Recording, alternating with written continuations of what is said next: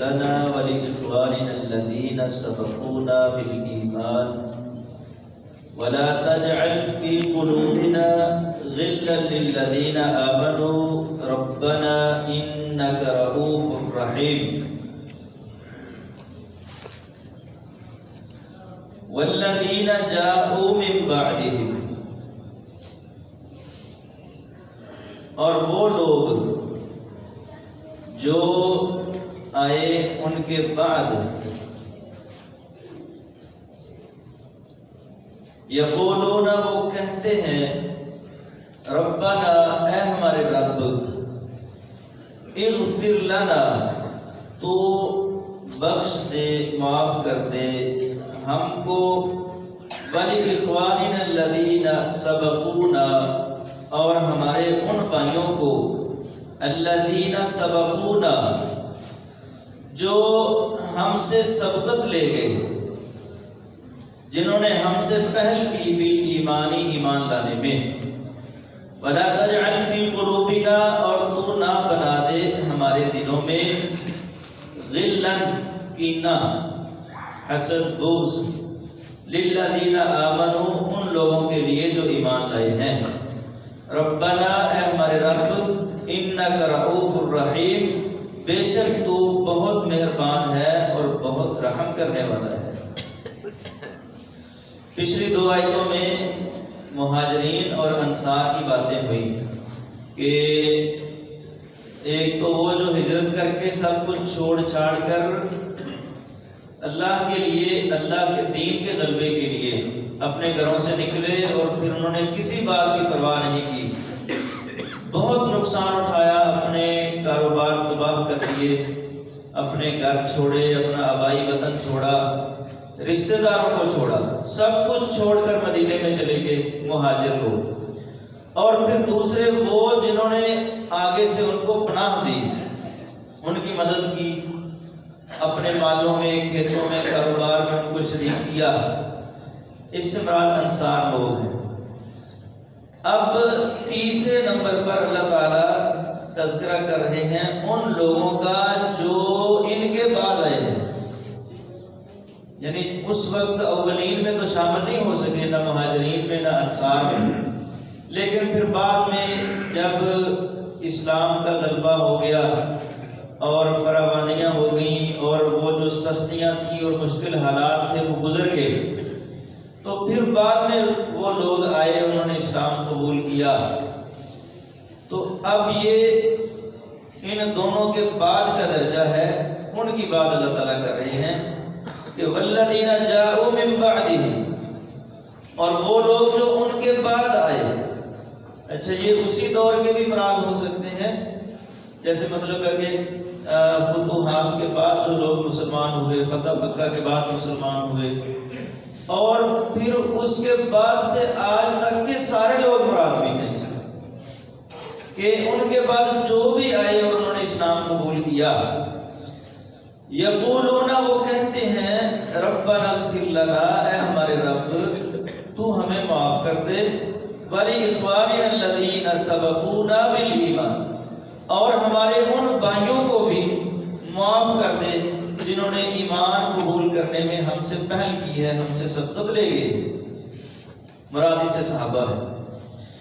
وَلَا تَجْعَلْ فِي قُلُوبِنَا غِلًّا لِلَّذِينَ آمَنُوا اور تو نہ بنا ہمارے دلوں میں غل، کینہ، بغض ان لوگوں کے لیے جو ایمان لائے ہیں، یہاں ان لوگوں کے لیے جو ایمان لائے ہیں، اس سے مراد صحابہ کرام ہے، کہ صحابہ کے متعلق ہمارے دلوں میں کسی قسم کا حسد اور کینہ اور بغض اور نفرت ہمارے دلوں میں نہ رکھ۔ ربنا اے ہمارے رب، انک رؤوف الرحیم بے شک تو بہت مہربان ہے، بہت رحم کرنے والا ہے۔ اس آیت مبارکہ سے یہ بات معلوم ہوتی ہے کہ آج ہم بھی ایک تو اپنے لیے بھی اللہ تعالیٰ سے معافی مانگیں، ربنا اغفر لنا اے اللہ ہمیں معاف کر دے، اور دوسرا صحابہ کے لیے دعائیں کرنی چاہیے۔ نبی علیہ السلام کے ساتھی تھے، آپ کے صحاب تھے، آپ نبی صلی اللہ علیہ وسلم کے لیے اللہ تعالیٰ نے اس جماعت کو چنا ہوا تھا، اور یہ اللہ تعالیٰ کا انتخاب ہے، جیسا کہ حدیث میں بھی آتا ہے، رسول اللہ صلی اللہ علیہ وسلم نے فرمایا ان اللہ اختارنی واختار بی اصحابی فجعل لی منہم انصارا و اصحارا، کہ اللہ تعالیٰ نے مجھے چن لیا اور میرے لیے میرے صحابہ کو چن لیا، اور پھر صحابہ میں سے کچھ کو میرے انصار بنایا، کچھ کو میرے سسرال بنایا۔ اب انصار تو واضح ہے کہ کون ہے انصار، اور سسرال کون ہے؟ ابو بکر، عمر رضی اللہ عنہ، امیر معاویہ رضی اللہ عنہ، ابو سفیان رضی اللہ عنہ، یہ سب لوگ نبی صلی اللہ علیہ وسلم کے سسرال میں آتے ہیں۔ اور پھر فرمایا وزراء، کچھ کو میرے انصار بنایا، کچھ کو میرے سسرال بنایا، کچھ کو میرے وزراء بنایا، وزیر بنایا۔ وزیر کا معنی تھا بوجھ بانٹنے والا، بوجھ اٹھانے والا۔ اب کتنے صحابہ ہیں جنہوں نے نبی صلی اللہ علیہ وسلم کا بوجھ اٹھا لیا؟ کوئی یمن کی طرف چلے گئے، کوئی مدینے چلے گئے، کوئی حبشہ کی طرف گئے، اور کوئی کہاں تو کوئی کہاں، اور جہاں جہاں جا کر خود نبی صلی اللہ علیہ وسلم نے کام کرنا تھا وہاں پر صحابہ جا کے کام کرتے رہے نبی علیہ السلام کے حصے کا۔ تو بوجھ بانٹ لیا نا، یہ ہو گئے وزراء۔ پھر فرمایا فمن سبهم فعليه لعنت اللہ والملائکۃ والناس اجمعین، یہ مستدرک حاکم میں ہے اور حسن درجے کی حدیث ہے۔ جس نے ان کو گالی دی، برا کہا، تو اس پر لعنت ہے اللہ کی اور فرشتوں کی اور تمام لوگوں کی۔ اور پھر فرمایا ولا يقبل منه عدل ولا صرف یوم القیامہ، قیامت کے دن ایسے شخص کی جو صحابہ کو گالی نکالتا ہے، نہ کوئی نفلی عبادت قبول ہوگی، نہ کوئی فرضی عبادت قبول ہوگی۔ مطلب ہے کہ اب دیکھو نا، صحابہ ہیں تو سب کچھ ہے، صحابہ نہیں تو کچھ بھی نہیں۔ یہ دین جو ہم تک پہنچا ہے، یہ نبی علیہ السلام کی حدیثیں ہیں، اللہ تعالیٰ کا قرآن ہے، یہ ہم تک کیسے پہنچا ہے؟ صحابہ کے ذریعے پہنچے۔ صحابہ نے ہمیں بتایا کہ یہ قرآن ہے، صحابہ نے بتایا کہ یہ نبی علیہ السلام کی حدیثیں۔ اگر صحابہ ہی مشکوک ہو گئے، جیسا کہ آج کل بڑے زور سے یہ فتنہ جو ہے وہ چل رہا ہے، خاص کر کے یہ انجینئر مرزا محمد علی جو ہے وہ جہنم میں بیٹھا ہوا ہے، بہت بڑا خبیث آدمی ہے۔ ہمارے کئی بھائی بڑے مزے سے اس کو سنتے ہیں، کہتے ہیں جی وہ توحید بڑی بیان کرتا ہے، وہ بابوں کو بہت رگڑا لگاتا ہے، درباروں کو بڑا رگڑا لگاتا ہے، وہ خاک توحید بیان کرتا ہے۔ جو بندہ رسول اللہ صلی اللہ علیہ وسلم کے صحابہ کا دشمن ہے، کہ جن کے ذریعے توحید ہم تک پہنچی ہے، جس نے اس جماعت کو ہی مشکوک بنا دیا، اس کی توحید تم کیا لیے پھرتے ہو کہ وہ توحید بڑی بیان کرتا ہے۔ حضرت امیر معاویہ رضی اللہ تعالیٰ عنہ کے متعلق ابھی کچھ دن پہلے، ایک ہفتہ بھی نہیں ہوا، اس کا بالکل ایک نیا آیا ہے کلپ۔ وہ کہتا ہے کہ تمہارے ماموں کی عقل یہاں سے ختم ہوتی ہے، وہاں سے میری عقل شروع ہوتی ہے۔ ایسا وہ خبیث آدمی ہے۔ مراد سے حضرت امیر معاویہ رضی اللہ تعالیٰ کبھی ام المومنین عائشہ رضی اللہ عنہا کی وہ تنقیص کرنا شروع کر دیتا ہے، کبھی کہتا ہے کہ علی رضی اللہ تعالیٰ عنہ کا مقام و مرتبہ ابو بکر سے بھی بڑھ کر ہے، کبھی کہتا ہے کہ امت کے روحانی خلیفہ پہلے جو ہے وہ ابو بکر ہیں، البتہ سیاسی خلیفہ پہلے روحانی خلیفہ حضرت علی ہیں اور سیاسی خلیفہ ابو بکر ہیں۔ کبھی کہتا ہے یہ لوگ ہیں جنہوں نے امت کو کام ڈالا ہے، کبھی کچھ تو کبھی کچھ، کس طرح کی باتیں کرتا ہے یہ شخص۔ کئی جملے تو ایسے ہیں کہ میں جہاں بیٹھ کر بیان نہیں کر سکتا، جو وہ صحابہ کے متعلق جو ہے اپنی زبان سے نکالتا۔ تو اس طرح کے اور بھی کئی فتنے ہیں، یہ یوٹیوب کے اوپر بڑے فتنے، صحابہ کے متعلق لوگوں کے ذہنوں میں دراڑیں پیدا کر دینا، شک پیدا کر دینا کہ اچھا یہ تو اس طرح کے لوگ تھے کہ اقربا پروری کرتے تھے۔ حضرت عثمان رضی اللہ عنہ کے متعلق یہ کنسیپٹ دیا جا رہا ہے، یہ ایک تصور نقشہ بنایا جا رہا ہے کہ عثمان تو اقربا پرور شخص تھا، اس نے تو جب خلیفہ بنا ہے تو اپنے رشتہ داروں کو نوازا ہے، اپنے جو قریب لوگ تھے ان کو عہدے دیے ہیں، جو واقعی حقدار تھے ان کو عہدے نہیں دیے، رشتے کی بنیاد پر عہدے دیے ہیں اور رشتہ داروں کو مال و متا دیا ہے اور یہ کیا وہ کیا۔ جب اس طرح کی باتیں ہوں گی تو پھر ایٹومیٹیکلی ذہن میں ایک شک پڑ جائے گا کہ اچھا یہ لوگ اس طرح کے تھے، یہ ایسے کام کیا کرتے تھے۔ اور جب یہ جماعت مشکوک ہو گئی تو پھر حدیثیں بھی مشکوک ہو گئی. پھر بندہ سوچتا ہے یار اچھا اگر یہ ایسے لوگ تھے تو پھر انہوں نے حدیثوں میں بھی ڈنڈی ماری ہوگی, اگر یہ ایسے لوگ ہیں تو انہوں نے پھر قرآن میں بھی ڈنڈی ماری ہوگی. پھر سارا دین مشکوک ہو جاتا ہے. صحابہ محفوظ ہیں تو دین محفوظ ہے, اور اگر صحابہ محفوظ نہیں تو پھر دین محفوظ نہیں. یہ سب سے پہلا سٹیپ یہ ہے کہ اپنے دلوں میں صحابہ کے متعلق شکوک اور دراڑیں اور اس طرح کی جو غلط باتیں ہیں سب سے پہلے ان کو نکالنے کی ضرورت ہے. یہ اللہ تعالیٰ کی چنی ہوئی جماعت ہے, کیسے ہم ان کے متعلق یہ باتیں کر سکتے ہیں, یہ باتیں کہہ سکتے ہیں, اور کچھ نہیں, کوئی کسی قسم کی فضیلت نہ ہو. واللہ العظیم اللہ کی قسم اٹھا کر کہتا ہوں, محمد رسول اللہ صلی اللہ علیہ وسلم کا صحابی بن جانا ہی بہت بڑی سعادت کی بات ہے. ایمان کی حالت میں اسلام قبول کیا ہے بندے نے, اور اپنی آنکھوں سے محمد رسول اللہ صلی اللہ علیہ وسلم کو دیکھ لیا ہے, چاہے لمحہ بھر کے لیے دیکھا ہے.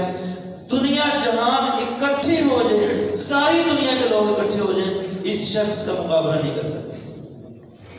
عبداللہ بن مبارک رضی اللہ تعالیٰ عنہ سے کسی نے پوچھا کہ عمر بن عبدالعزیز رحمہ اللہ بڑے نیک آدمی تھے, ان کا مقام و مرتبہ زیادہ ہے کہ امیر معاویہ کا مقام و مرتبہ زیادہ ہے رضی اللہ تعالیٰ.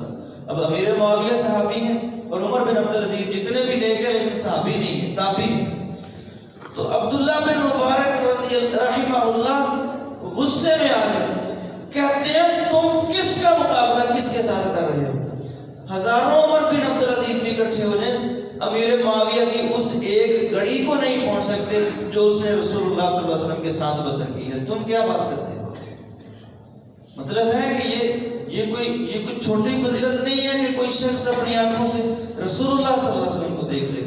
اچھا پھر وہ شخص کہ جس کو نبی صلی اللہ علیہ وسلم نے وحی لکھنے کے لیے منتخب کر لیا, یہ صحیح مسلم میں بھی ہے اور سنن کبریٰ بہقی میں بھی ہے, کانا یکتب الوحی, کہ امیر معاویہ رضی اللہ تعالیٰ عنہ وہ وحی لکھا کرتے تھے. اب یہ کوئی تھوڑی سعادت ہے کہ ایک شخص کا انتخاب اس کام کے لیے ہو گیا کہ جو قرآن نازل ہونا ہے وہ تو نے لکھنا ہے. اس کا مطلب ہے محمد رسول اللہ صلی اللہ علیہ وسلم نے معاویہ رضی اللہ عنہ کو امانت دار سمجھا, تبھی تو یہ ڈیوٹی دی نا. جس کو بندہ امانت دار نہ سمجھتا ہو اس کو اتنی بڑی ڈیوٹی دیتا ہے کہ تو نے وحی لکھنی. اب جس شخص کو رسول اللہ صلی اللہ علیہ وسلم امانت دار سمجھے, آج کل کا کوئی خواہ مخواہ کا محقق اٹھے اور ایک بند کمرے میں ویڈیو ریکارڈ کروائے کہ جی وہ ایسے تھے وہ ویسے تھے, پھر تیری بات کی اوقات کیا ہے کہ تو اتنی بڑی شخصیت کے اوپر زبان درازی کرتا ہے. پھر امیر المومنین عمر بن خطاب رضی اللہ تعالیٰ عنہ کے زمانے میں امیر معاویہ رضی اللہ تعالیٰ عنہ کتنا عرصہ ملک شام کے گورنر رہے, پھر ان کے بعد بھی رہے ہیں, حضرت عثمان کے پورے زمانے میں رہے ہیں, پھر 20 سال گورنر رہے اور 20 سال پوری امت اسلامیہ کے حکمران رہے, 40 سال ایک شخص نے حکمرانی کی ہے. اور اللہ کی قسم ہے نہ تاریخ کی کتابوں میں نہ حدیث کی کتابوں میں کوئی ایک واقعہ بھی ایسا نہیں ملتا کہ لوگوں نے احتجاج کیا ہو یا آواز بلند کی ہو کہ معاویہ اچھا حکمران نہیں ہے, معاویہ ہمارے اوپر ظلم کرتا ہے, معاویہ عدل و انصاف نہیں کرتا. ایک ریکارڈ بھی نہیں ہے احتجاج کا کہ لوگوں نے احتجاج کیا 40 سالوں کے اندر. کوئی ایسا حکمران ملتا ہے؟ تو اب لوگ کہتے ہیں جی پتہ نہیں کہاں سے کوئی جھوٹی موٹی رافضیوں کی گڑی ہوئی تاریخی داستانیں پکڑ کے ہاتھ میں, نہ ان کا سر نہ پاؤں نہ کوئی سند نہ کوئی تحقیق, تو جی وہ ایسے کر دیا وہ ویسے کر دیا. بھائی تم کچھ خیال کرو کس کے بارے میں یہ باتیں کر رہے ہو. وہ شخص جس کو اللہ تعالیٰ نے محمد رسول اللہ صلی اللہ علیہ وسلم کی صحبت کے لیے چنا ہے, پھر ابو بکر کے متعلق باتیں, پھر عمر کے متعلق باتیں, پھر عثمان کے متعلق باتیں, مغیرہ بن شعبہ رضی اللہ عنہ کے متعلق باتیں, عمر بن عاص کے متعلق بات. رسول اللہ کے صحابہ کو تو معافی دے دو, چلو کسی اور کے متعلق تم نے جو کرنا ہے وہ کرو. ہمارے حافظ صاحب نے اپنی تفسیر میں یہ بات لکھی ہے کہ دنیا کے بدترین لوگ یہ رافضی لوگ ہیں جو صحابہ کے اوپر موقع ہیں. انہوں نے پھر کہا کہ بھلا وہ کیسے؟ وہ اس طرح کہ آج بھی تم یہودیوں سے پوچھ لو کہ روئے زمین پر سب سے بہترین جماعت کون سی ہے, تو یہودی کہیں گے موسیٰ علیہ السلام کے ساتھی جو تھے وہ روئے زمین پر سب سے بہترین لوگ ہیں. عیسائیوں سے پوچھ لو کہ اس وقت یا پوری ہسٹری میں انسانیت کی تاریخ میں روئے زمین پر سب سے بہترین جماعت کون سی ہے؟ تو عیسائی کہیں گے وہ لوگ سب سے بہترین ہیں جو عیسیٰ علیہ السلام کے ساتھی ہیں۔ اور رافضیوں سے پوچھ لو کہ روئے زمین پر بدترین جماعت کون سی ہے؟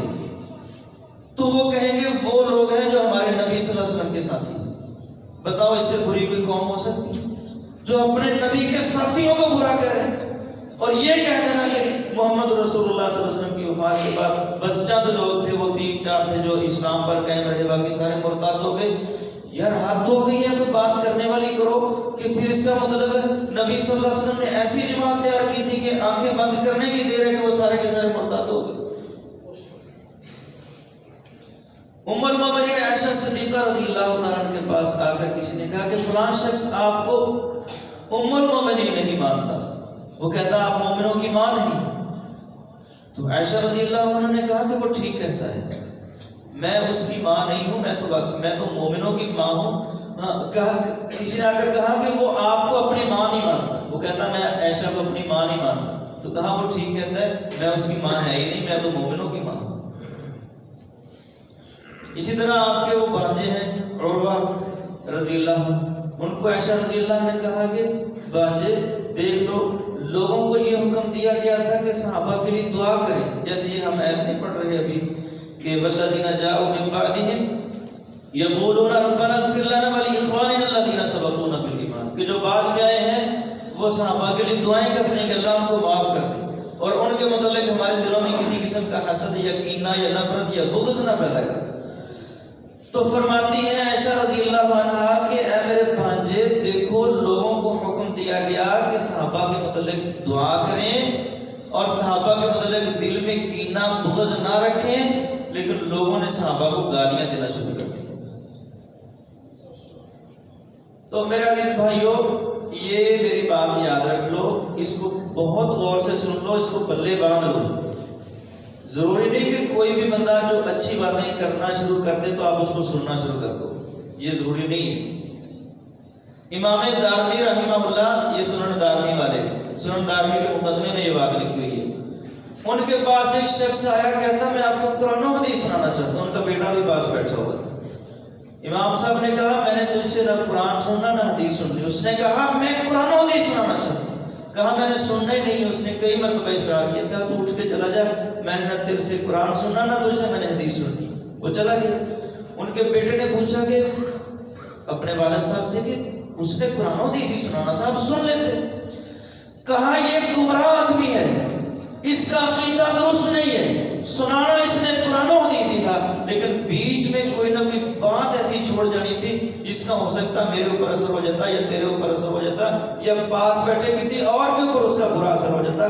بیچ میں اس نے غیر محسوس طریقے سے کوئی بات ایسی چھوڑ جانی۔ اب لوگ کہتے ہیں یہ مرزا باتیں تو اچھی کرتا ہے، قرآن و حدیث ہی سناتا ہے نا، وہ حدیثیں پڑھتا ہے، وہ قرآن کی آیتیں پڑھتا ہے، وہ پڑھتا قرآن و حدیث ہی ہوتا ہے، لیکن بیچ میں پھر بات ایسی چھوڑ جاتے ہیں کہ عام بندے کو کچے ذہن کو پتہ نہیں چلتا کہ یہ بات کیا کر رہا ہے، یہ کہاں سے بول رہا ہے، یہ اس بات کی چوٹ کہاں پہ لگ رہی ہے۔ اب کتنے لوگ ایسے ہیں جو انجینئر مرزا کو صرف اس وجہ سے سنتے تھے کہ یار وہ بڑی اچھی اچھی باتیں کرتا ہے، لیکن ایسا ایسا ایسا ایسا ان کے دلوں میں اللہ کی قسم ہے جو شخص بھی مرزا انجینئر کو سنتا ہے اس کا دل امیر معاویہ کے متعلق صاف نہیں رہتا۔ یہ میں قسم اٹھا کے بات کروں، جو شخص اس خبیث کو سنتا ہے اس کا دل مغیرہ بن شعبہ کے متعلق، عمر بن عاص کے متعلق، حضرت عثمان رضی اللہ عنہ کے متعلق اس شخص کا دل صاف نہیں رہتا جو انجینئر محمد علی مرزا کو سنتا ہے۔ ظاہراً تو قرآن و حدیث سناتے ہیں لیکن بیچ میں چٹکلے چھوڑ جاتے ہیں، باتیں ایسی چھوڑ جاتے ہیں کہ پھر کچے ذہن ہوتے ہیں، اتنا علم تو ہوتا نہیں، عقیدے میں رسوخ اور پختگی نہیں ہوتی، صحابہ کے متعلق دل میں میل بیٹھ جاتی، اچھا یہ اس طرح کے لوگ۔ تو خیر میرے بھائیو، استاد صحیح العقیدہ ہونا چاہیے۔ ہر ایرا غیرہ نتھو خیرہ اس قابل نہیں ہوتا کہ آپ اس کو سننا شروع کر دو اور اس سے دین سیکھنا شروع کر دو۔ دین سیکھو دینداروں سے، دین کے صحیح جو محافظ ہیں، جو صحیح علماء ہیں، ان سے دین لو۔ ہر شخص کو نہ عالم سمجھو نہ اس سے دین حاصل کرنے کی کوشش کرو۔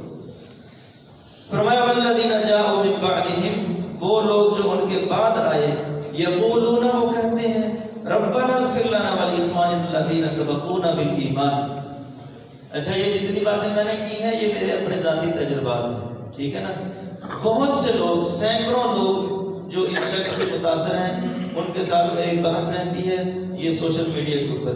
کوئی ایک شخص بھی میں نے ایسا نہیں دیکھا کہ جس نے اس بندے کو سنا ہے اور پھر اس کا دل صحابہ کے متعلق صاف رہا ہو. میں نے نہیں دیکھا. بڑے بڑے اچھے اچھے اہل سنہ کے نوجوان لڑکے، یونیورسٹیوں کے پڑھے لکھے لڑکے، وہ اس شخص کے جال میں گرفتار ہیں اور ایسی ایسی باتیں کرتے ہیں کہ بندہ کہتا ہے یار یہ اہل سنہ کا لڑکا ہے، یہ ہماری جماعت کا لڑکا ہے، یہ کس طرح کی باتیں کرتا ہے. اس لیے یہ میں نے آپ کو کھل کر ذرا باتیں کی ہیں. یہ مطلب نہیں کہ میں موضوع ہے وہ ترجمہ کلاس چل رہی ہے تو یہ کون سا موضوع چھیڑ لیا. یہ بہت ضروری باتیں تھیں جو اس لیے میں نے آپ کے سامنے کی.